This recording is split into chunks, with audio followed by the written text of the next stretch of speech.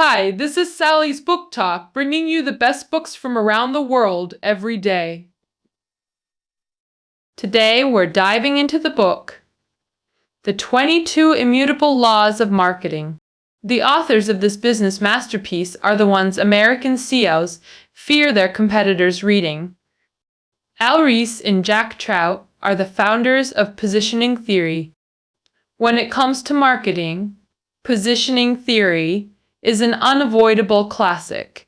In 1972, Ries and Trout published their groundbreaking positioning series, rapidly popularizing this philosophy across the West as the most influential marketing concept in American history. By 1993, these masters distilled the essence of positioning into 22 clear-cut laws. Today, I'll be guiding you through these insights. For millions of years, humanity existed in a scarcity-driven economy. But post-Third Industrial Revolution, we've entered an era of overwhelming abundance, like a child let loose in a candy store. From can't afford, no choices, to too many options, what to choose. Traditional marketing theories became obsolete, giving birth to positioning theory. Take 1950s America. Buying a car meant choosing between GM, Ford, and Chrysler. Today's American buyers face over 300 brands. Toyota, Honda, Volkswagen, Volvo, and more. Scarcity economies. Palletized production, volume, quality, and cost efficiency. This approach hits walls in surplus economies, leading to homogenization and cutthroat competition. Outdating production. First thinking, Trout and Ries developed positioning theory to secure mental real estate in consumers' minds. Their strategies propelled Fortune 500 giants like Pepsi, Southwest Airlines, and IKEA to success. This book unpacks positioning theory through their 22 fundamental laws. Though 22 laws might seem overwhelming at first glance, there's method to the madness. 3 core principles emerge upon closer study. Strategies for market leaders, underdogs, and universal rules. The market leader strategy focuses on becoming consumers' default mental choice. In the underdog strategy section, the authors teach businesses how to survive against dominant brands through differentiation. The universal section provides fundamental marketing laws to guide corporate strategies. First, let's explore Part 1. The Market Leader Strategy. The core idea of market leadership boils down to one principle: be first. The book's opening principle is called the Law of Leadership. While product quality matters, being first matters more. What's the world's tallest mountain? Most know it's Mount Everest. But how many can name the second highest? We remember Neil Armstrong as the first moonwalker, but who was second? The same logic applies to business. First place brands achieve lasting recognition. After WWII, Heineken became America's first dominant imported beer. Is this still true today? Absolutely, it still holds true. Heineken still commands 30% market share among 400 plus imported beer brands in the US. Newer brands might taste better, but that's irrelevant in this game. This isn't about dismissing quality, it's about how first-mover advantage trumps marginal improvements. This law applies equally in China's market. Mutai premium liquor, Chonghua luxury cigarettes, and Golden Dragon fish blended oil all established category dominance. Most remain category leaders today. Crucially, first here means first in consumers. Mine's not necessarily first to market. Zhilang jelly and Xiangpiao pale milk tea weren't market pioneers, but became mental category leaders. Mindshare? Leaders often become category synonyms. Mirrorless cameras. Think Sony. Drones. DJI dominates. Action cameras. GoPro owns that mental space. Competitors can't dethrone these mental leaders through incremental advantages. Secondly, being first isn't about objective facts. It's about perceived primacy in consumers' minds. Product quality matters, but consumer perception matters equally. The book cites Chengyu's case study. Chengyu dominates China's wine market as the share leader. Mention Chengyu, dry red, nationwide, and people recall their century-old Chengyu slogan. It's become synonymous with premium, domestic, dry red wine in Chinese consumers' minds. But in Guangdong province, Chengyu signifies budget wines. This stems from Chengyu's long-term focus on cheap brandy there, leaving consumers unaware of its premium wines. Nationally, consumers accept what they see, hear as truth, without verification. In November 2017, Renrenchi sued Guazi for false ads claiming unmatched transaction volume. Regardless of data validity, both understood mindshare, primacy's importance to competitors if you can't claim it. Given mindshare, dominance power, how to achieve it, with intense competition and existing leaders in every field. What's the solution? The authors proposed the law of category.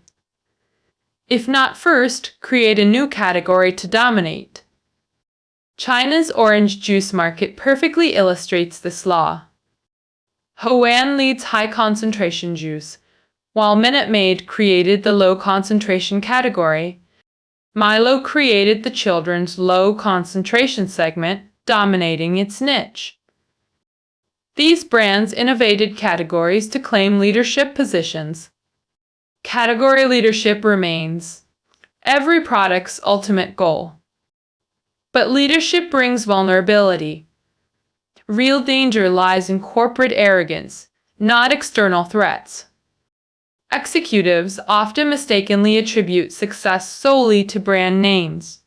This hubris leads to slapping successful names onto unrelated products.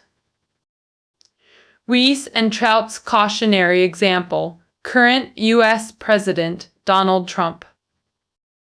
Trump. The American business magnate kept branding various ventures under his name as his empire expanded. This included hotels, casinos, apartments, skyscrapers, and even airlines all bearing the Trump name. Anyone with branding sense knows this is ill-advised. Strong brands need focused mental associations. The completely unrelated Trump products created cognitive dissonance. Trump's excessive diversification made the brand feel incongruent. But even modest extensions require extreme caution. The book cites A1 steak sauce's failed chicken flavor extension in the U.S. market. Despite $18 million in promotions, consumers rejected the new variant. A1 isn't just a brand, it's synonymous with beef sauce, like how Logan Ma means chili sauce. In Chinano, one expects sweet sauce from that brand. Wrigley's success with extra gum demonstrates smart category separation from their juicy fruit brand.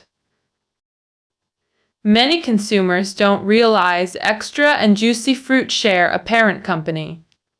Had Wrigley's extended juicy fruit instead of creating extra, it would have failed like a one's chicken sauce. Why do executives keep making this mistake, despite overwhelming evidence? One key reason: it's easier short-term.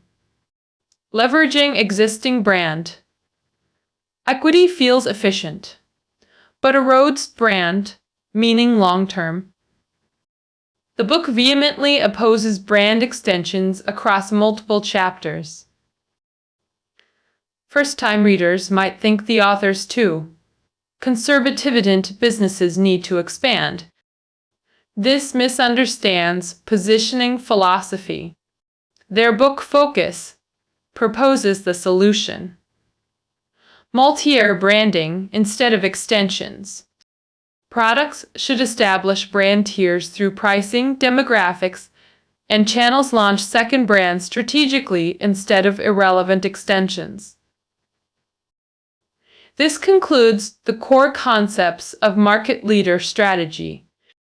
Key takeaway: dominate your category or create a new one. Maintain brand focus after achieving leadership. Now, let's explore part 2. The underdog strategy. The underdog strategy section is the book's most brilliant, though challengers compete when category creation is infeasible. The author's methodology: accept reality, leverage strengths, and focus breakthrough. Accept reality means acknowledging your brand's mental positioning. Brands occupy unequal positions in consumers' minds. Purchase decisions form mental choice ladders. A brand hierarchy. Take Smolf's iPhone, tops the ladder, Samsung follows. Frequent purchases like cigarettes or cars have multi-tier ladders.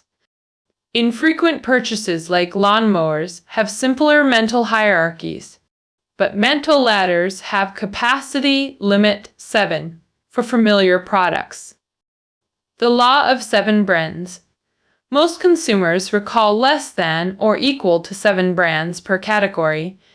Being 7th is precarious markets eventually consolidate into duopolies.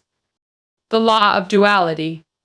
Android, iOS, Mengniu, Yili, Coke, Pepsi markets trend toward 2 dominant players. These laws reveal marketing's core truth. Mindshare determines market share. In competitive battles, perceived leadership matters more than actual leadership. This is why brands never compromise in battles for market position. Debates like Baidu Maps vs a map, who's pound 1? Or Ofo vs my bike, who leads, aren't trivial. They're existential brand wars. Market research informs strategy then, comes leveraging strengths through differentiated positioning. Like attacking with 10,000 troops against 100,000, you must find the weakest defense point. These defense points are competitors' mental strongholds. Never attack established brand associations. Volvo owns safety in automobiles. Mercedes and GM safety campaigns failed to dethrone this. McDonald's mental ownership of fast service made Burger King's speed-focused campaign backfire. Similar failures occur in China's market too. When Glaoji herbal tea dominated with its heat relief positioning, competitors like Old Man Tea, Taiwan style, and Deng's Tea, modern style, couldn't challenge this. Any brand copying the heat relief angle was doomed against Wang Laoji. The Tao Te Ching reminds us, Opposites create each other's strengths, contain inherent weaknesses. This wisdom applies to marketing. Extreme advantages often mask vulnerabilities. Like judo using opponents' strength against them. Brands should transform rivals' advantages into liabilities. This is the law of opposite, proposed by the authors. In China's fast food sector, Zen Gongfu challenged Western giants like McDonald's and KFC with steamed Chinese rice meals versus fried burgers, establishing oppositional positioning to climb consumers' mental ladder. We previously discussed Burger King's failed, speed-focused attack against McDonald's. How should they apply oppositional strategy? Emphasize slowness, nose low, contradicts fast food logic. Effective opposition must be reasonable, yet irrefutable. Guided by this principle, Burger King discovered a strategic pivot point. McDonald's family, friendly environment, play areas, happy meals, created Burger King's opportunity, positioning as the adult choice. They executed two key moves, removing kid-friendly facilities and rebranding with grown-up messaging like flame-broiled taste for adults. This gave adults avoiding childish environments compelling reasons to choose Burger King. Better to own a clear niche than be generic. This embodies Burger King's oppositional strategy. Similar logic applies to the law of sacrifice. True success requires strategic sacrifices. You can't be everything to everyone. Coca-Cola's century-old brand dominance posed immense challenges for Pepsi. By the late 1950s, Coca-Cola outsold Pepsi 5-to-1. How could Pepsi combat this cola giant? Coca-Cola's universal appeal across age groups was both strength and vulnerability. Attempting to beat Coke at its own game was futile. Pepsi needed radical differentiation. In the early 1960s, Pepsi developed a sacrifice-based strategy, positioning itself as the cola for youth while sacrificing other demographics. Their iconic slogan became, "Pepsi, the choice of a new generation," promoting freshness and rebellion. In 1984, Pepsi invested $5 million in Michael Jackson commercials, the most expensive ad campaign of its time. This marked Pepsi's acceleration. With all campaigns focused on the new generation concept, Coke's 5-to-1 lead narrowed to near parity by 1,985. Many executives fear sacrifice strategies. Why limit markets when share is low? Paradoxically, smaller shares demand focus. Sacrifice creates mental breakthroughs. Coke owned classic. Pepsi's broad positioning would have been suicidal. Actual buyers always exceed targeted demographics. While targeting youth, Pepsi attracted all ages, even 50-year-olds feeling young. This embodies the philosophy of strategic retreat for advancement. Similar wisdom applies to the law of candor. Acknowledging weaknesses can paradoxically create strengths. In our ad-saturated world, where everyone claims superiority, how would you react to these ads? Avis, we're pound too, so we try harder. Listerine, the mouthwash you hate twice a day. Against Hertz's dominance, Avis embraced pound 2 status to highlight superior effort. This counterintuitive strategy strengthened Avis's position without challenging pound 1 directly. In the mouthwash market, Listerine's strong brand was known for terrible tests, its burning sensation allowed competitors to promote better flavors. Facing these attacks, Listerine chose candor. They admitted, "Yes, we taste awful, people hate it, but Listerine kills germs effectively." By acknowledging poor taste while emphasizing germ-killing efficacy, the core value strengthened promotioning a strategic retreat, enabling greater advancement. Brilliant execution. Avis and Listerine exemplify the law of candor, but it requires careful application. Would McDonald's admit fried food's health risks? Would Apple disclose profit margins? Never. 2. Crucial rules for candor.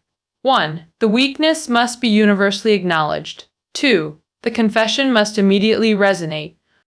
Otherwise, consumers get confused. Why are they saying this? Secondly, quickly transform weakness into strength. Candor's purpose isn't apology, it's strategic repositioning to build advantages. Differentiation strategies thus involve opposition, sacrifice, and candor. After identifying differentiation, focus on single breakthrough point, the law of singularity.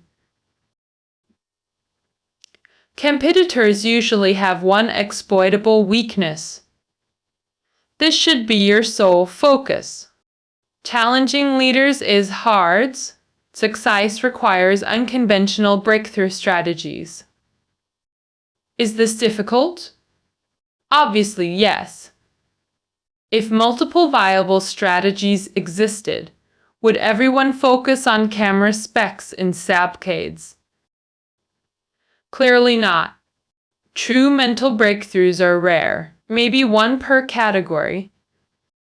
The law of singularity reflects this reality. Smartphone brands crowd around camera features precisely because few viable differentiators exist.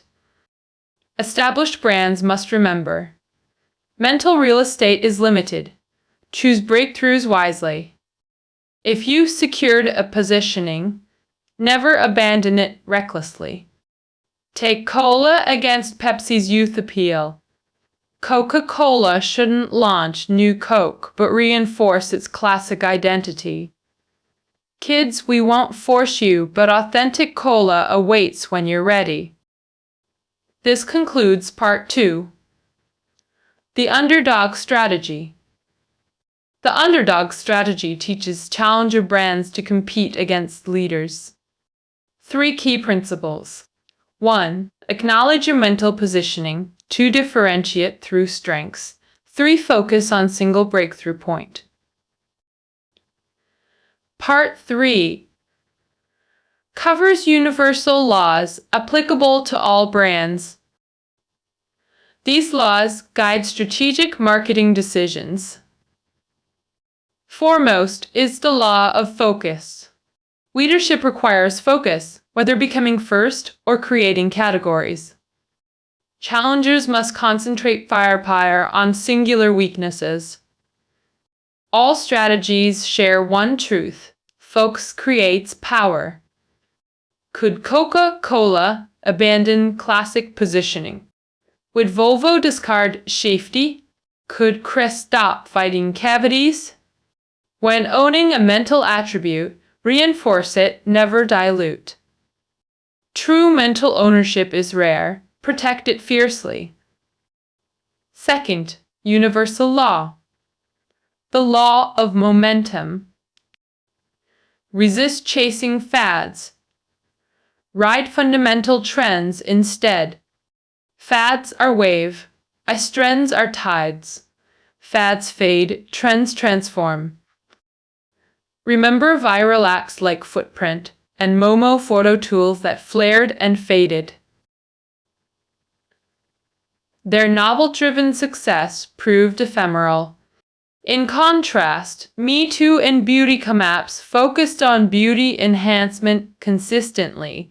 Top photo app charts despite fleeting trends. The need for beautification persists. Gaming trends shift rapidly too. Games like Surround Neurocat, WeChat Crisis, and Find Your Sister faded after brief popularity. Classics like Match 3 Puzzles, Fight the Landlord, and Mahjong maintain top rankings. The law of momentum doesn't reject fad. Profits it warns that lasting success requires riding fundamental trends. The final law, the law of resources marketing's open secret. Marketing battles are fought in mind. Sufficient funding is required to establish mental presence. Maintaining that presence demands ongoing investment. Even genius ideas die without funding. A mediocre idea with $1 million beats a brilliant idea with $10,000.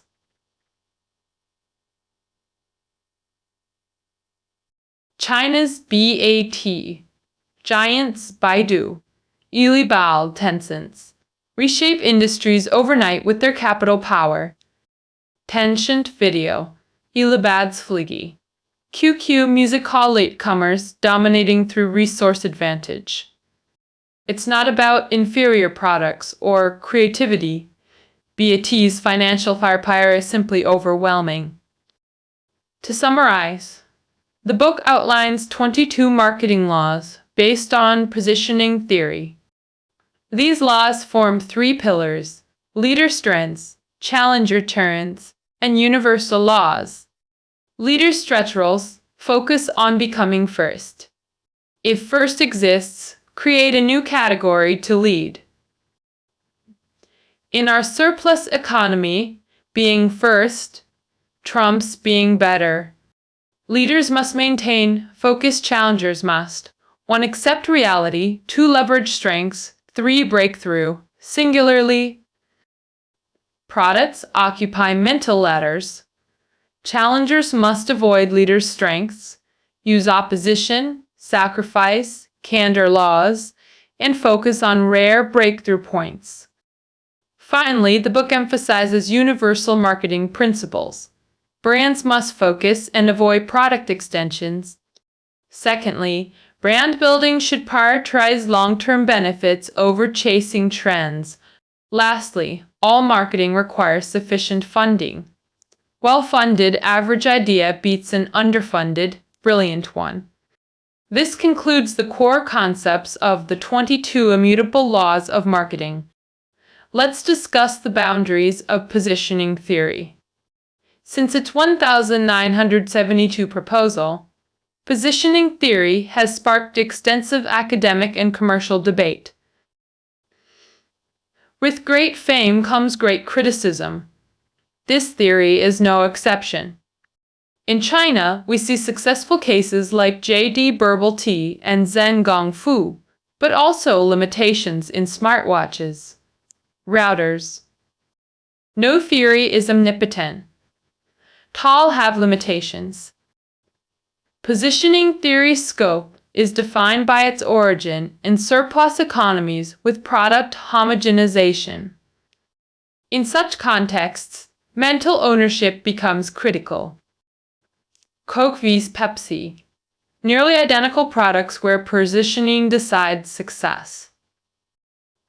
In less mature markets, without product convergence, marketing's role diminishes. TP-Link dominates routers through channel dominance, not mental positioning. Emerging tech products prioritize R&D over positioning. Distinct innovations drive success in cutting-edge tech.